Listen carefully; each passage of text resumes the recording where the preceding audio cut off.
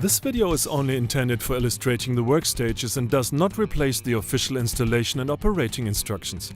The installation and operating instructions, as well as, in particular, the safety instructions they contain, must be read before starting work and followed during work. First, the trailer must be secured against rolling away. It is recommended for the work to be performed on a lifting platform. A handbrake lever with a wide swiveling arc, here on the right in the picture, an overrun distance of more than 50 mm, non-parallel counterweights or a poorly acting handbrake may indicate wear on the wheel brake or that the transmission device is purely adjusted.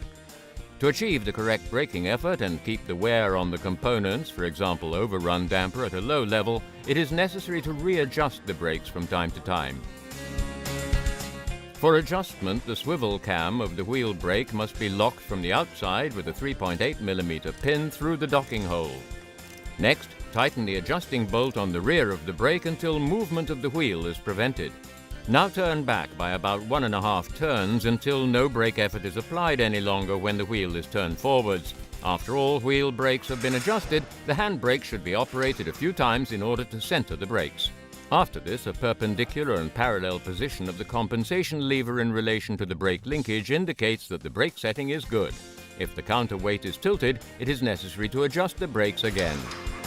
Now it is just as important to adjust the brake linkage. To do this, release the handbrake lever, pull the pull rod of the overrun hitch out forwards as far as the stop, tighten the turnbuckle until the steering lever of the overrun hitch makes contact with the pull rod without play and without force. Hold the brake linkage in position when tightening the lock nuts.